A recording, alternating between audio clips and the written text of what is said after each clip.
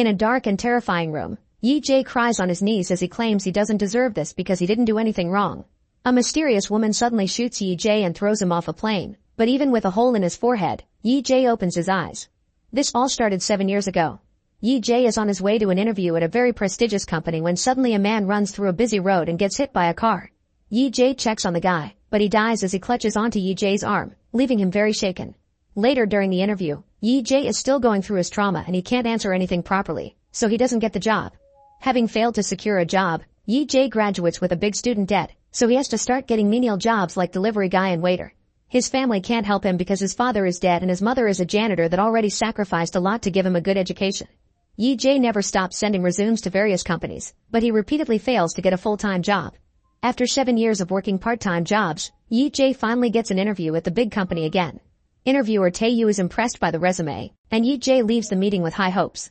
However, he soon gets a call from a friend, who informs him that all the money they invested in another friend's deal is gone because the guy disappeared. Yee-jae rushes to his friend's apartment and starts pounding on the door, but nobody answers. Since those were all his savings, Yee-jae gets furious and starts hitting the door with a fire extinguisher until he falls to his knees as he has a breakdown. Moments later he ends up in the police station for destruction of property, so Yee-jae asks the cops to arrest his friend. However, they can't do anything because investing in a business that failed isn't illegal. In the evening Yee-jae goes to see his girlfriend Jisoo, who comes out of a car with a guy that gives her flowers. Once the man is gone, Yee-jae approaches her, who immediately smells that he's been drinking. She mentions that he hasn't been able to get much work this month and gives him an envelope, but he thinks of it as charity and realizes he's been nothing but a burden. Thinking their relationship won't go anywhere, Yee-jae breaks up with her. Moments later Yee-jae goes to his apartment, only to discover that the landlord has kicked him out and he's keeping the deposit to make up for overdue rent. All of Yee-jae's things have been left outside under the rain, so he has to move as much stuff as possible to protect it. Sadly, there isn't much room and when morning comes, he's lost many of his things. After spending the night sleeping on the ground, Yee-jae gets a message from the company saying he failed his interview. After having another breakdown, Yee-jae decides he's had enough and self-deletes in the middle of the city, ignoring the call from his mother. Darkness takes over for a few seconds and then Yee-jae discovers he's in a private plane. When he looks at his reflection, he freaks out because his face has changed, and at that moment he notices the mysterious lady sitting nearby. She has his goodbye letter in her hands, but she magically burns it before taking off her shades, revealing bright red eyes. Suddenly Yee-jae is transported to the terrifying room with a tall tower in the middle of a red sea and demons trying to climb up. The lady reveals she's Death and she's brought him here to punish him because he made a mockery of her. She grabs him by the neck and throws him off the edge, so the monsters try to grab him as he falls. There are lots of creatures waiting for him in the water, but when he crashes, he wakes up in the plane with the other face again. Death is there too and explains that she'll make Yee-jae die 12 more times as a punishment. His soul will enter the bodies of 12 people facing imminent death, and he'll die regardless of where he ends up. However, if he manages to evade a death, he'll be allowed to keep that life. Yee-jae doesn't care about those deaths because he wants to end it all, but after Death disappears, the plane enters a raging storm. Unconsciously panicking, Yee-jae puts on the life jacket and fastens his seat belt while the flight attendant comes to tell him that it's just some turbulence. After a few minutes of shaking, the plane stabilizes and the attendant lets Yee-jae alone. Still confused, Yee-jae starts looking around and realizes he's in the body of a very rich person. Suddenly a glowing pebble enters his mind, informing him of the details of the person he's possessing. This guy is the CEO of the important company Yee-jae applied to, and he's been rich his whole life. Tae-yu is his older brother and they competed since they were kids over everything, including who would lead the company. All his hard work allowed him to win his father's approval and eventually he was chosen to become the new CEO. Yee-jae is very pleased by this lifestyle and decides he wants to keep it, but at that moment an engine blows up. The plane starts going down at great speed and Yee-jae has to dodge all the sliding furniture before going back to his seat to fasten the seat belt. The pilot tries to control the plane to no avail and the fire spreads, creating a hole in the side of the plane that sucks out the pilot and the flight attendant. Yee-jae can only watch as an explosion makes the whole plane catch on fire and he's soon burned to death. Afterward Yee-jae wakes up in the dark room, which is now a barren area with a creepy glowing door and a desk for Death. On this desk, a clock counts down the lives Yee-jae has left.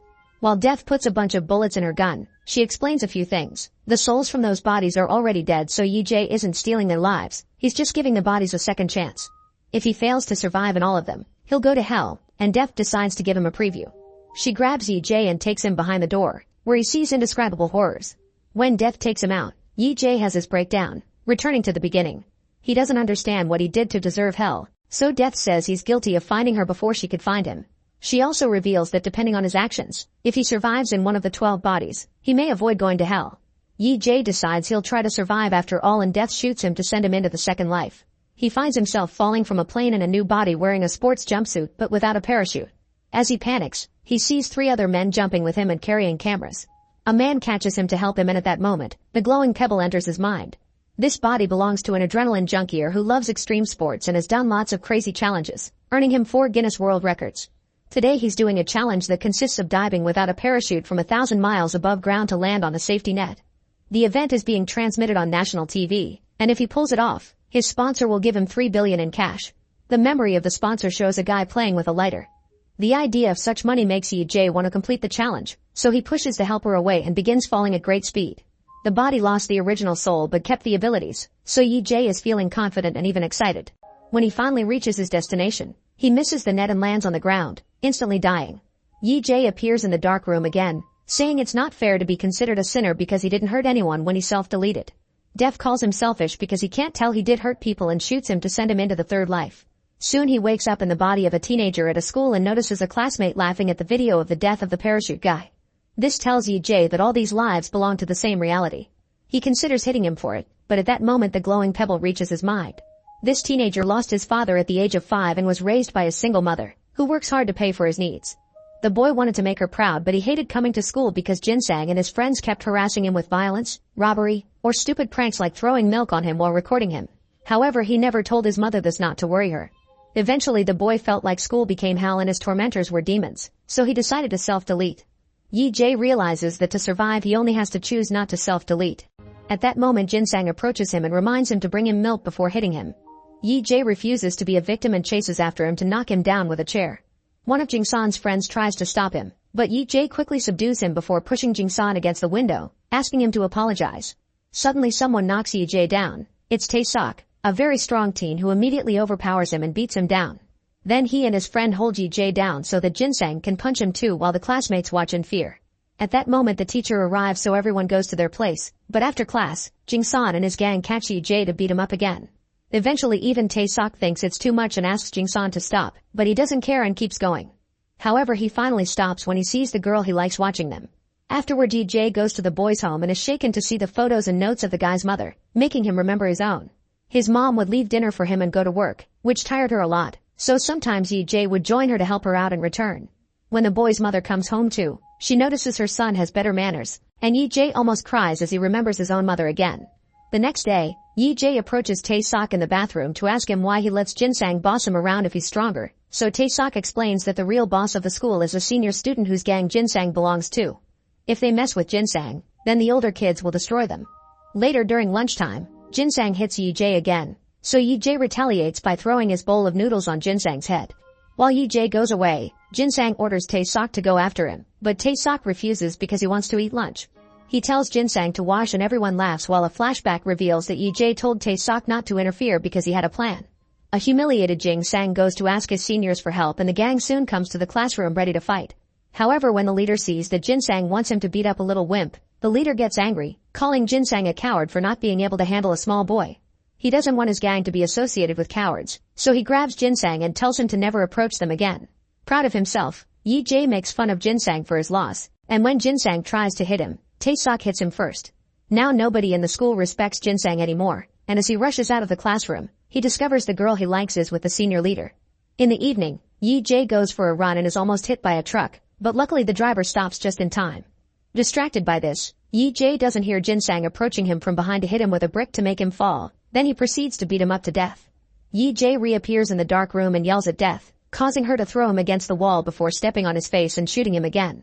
For his fourth life, Yee-jae wakes up in the body of a hostage under interrogation. A group of dangerous men throw water on his face and ask him where he hid the girl and the money. When he doesn't answer, they threaten to stab his eye, so he announces he'll talk. However, the memories aren't back yet, so when he asks for a moment, the men threaten him with a hammer. Luckily, the glowing pebble finally shows up and Yee-jae learns this body belongs to a criminal organization with clients all over the world. They work as fixers, meaning they'll solve a client's problem through any means necessary, which may include murder. One day he fell in love with his boss's girlfriend, and when she mentioned wanting to escape from this life full of crime and abuse, he offered to run away together. He stole 10 billion from his boss and hid them in a safe place, but on his way to meet with the lady, he was captured by his co-workers. Realizing that he has this guy's amazing abilities, Yee-jae starts fighting everyone, using the chair as a weapon until it breaks. When he dodges an incoming knife, he causes a man to stab his partner, But after the initial shock he keeps on fighting. There are weapons and tools on the wall, so he turns off the main light and grabs a flashlight to fight with an advantage. A fierce battle in the darkness ensues and one by one, Yee-jae kills every single agent. Afterward Yee-jae thinks that with this guy's abilities he could survive anything, so he should retrieve the money and run away. He retrieves his phone